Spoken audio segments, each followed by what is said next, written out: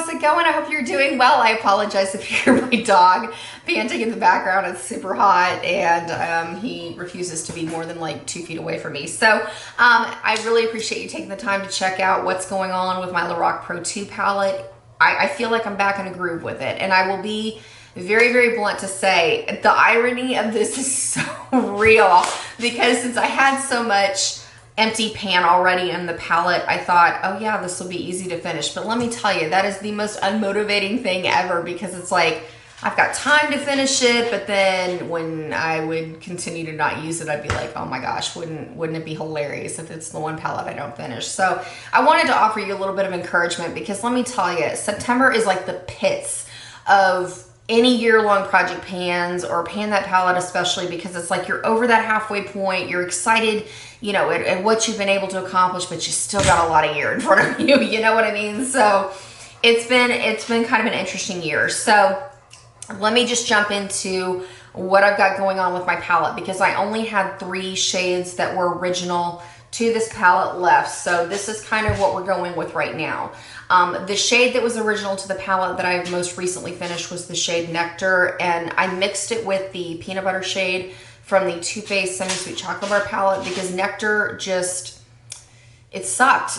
It was past its prime. It had definitely lost pigmentation. It was still a soft shadow, but I couldn't build it up and get any color from it. So what I did with it was I mixed it with a peanut butter shade, because that shade tends to oxidize really, really orange on my skin tone, and it wasn't the most flattering. And so it was kind of the best of both worlds. I was able to knock out a pretty good chunk of peanut butter as well as what was left of Nectar, and then get a combination that I really liked.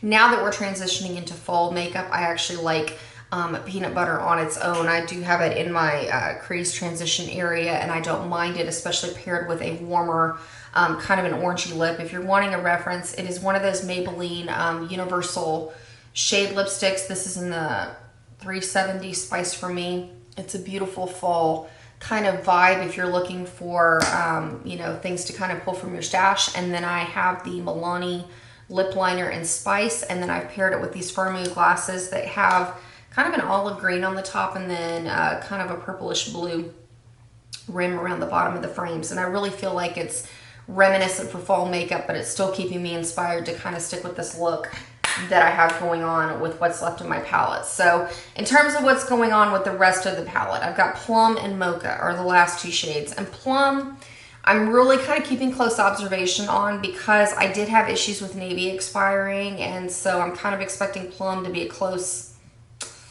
follow-up to that. So the moment that my eyes start getting itchy and watery and uncomfortable, this shade's going to be done, because purples and blues are definitely the quickest to kind of be problematic for my eyes, and I am done using expired shadow that's going to, you know, be a risk of infection to me. So I did go on and repress it, because there was a lot of hard pan. I'd hit pan in the center of the shadow, and so I just decided, why not? Let's go for it. So I really do enjoy wearing it on my lower lash line on top of a Pure Cosmetics On Point eyeliner in the shade Rain, I believe. It's a beautiful kind of an amethyst plum color. And then with Mocha down here, I don't know. When I come across shadows that I'm not really feeling, I take it as a challenge to kind of work through my collection and figure out a combo that I love. I'm still definitely trying to figure that out, because that shadow is not, it's not in its prime, and I accept that. I'm okay with that, but it's just, it's not doing anything striking for me. Like, I don't feel drawn to it. I don't feel like it looks pretty on my skin. It's just kind of there, you know what I mean? So I'm still trying to figure that one out, but that's okay. It's part of the challenge, and if I don't finish it, I'm actually kind of, I'm good with it. Like, I've accepted what I've been able to do with this palette, because I've worked on it for years, and then now, you know, it's just kind of finishing off what I have left. And so in terms of what's going on for the rest of the year with Pan That Palette, I'm going to finish the shades that are going on for the Single Ladies and My Man Matte Project Pan inspired shadows that I have going on in here. And then I have a selection of, you know, the shadows that I pressed into here, because like the browns, I've got Peach Tart up here. I finally finished off, like once I finished the espresso brown going on in here, that was the last of fudge dipped from my Too Faced Peachy Mattes palette. This is what's left of black licorice once I finish what's going on in here. And so I'm gonna kind of keep moving forward. And just tip for thought, I found a dupe to the Adorn shade in the Anastasia Beverly Hills Subculture palette. So this is a shadow from Juvia's Place. I'm gonna have to look specifically at which palette it goes with, but literally it looks the exact same on my eyes. So that was a fun find.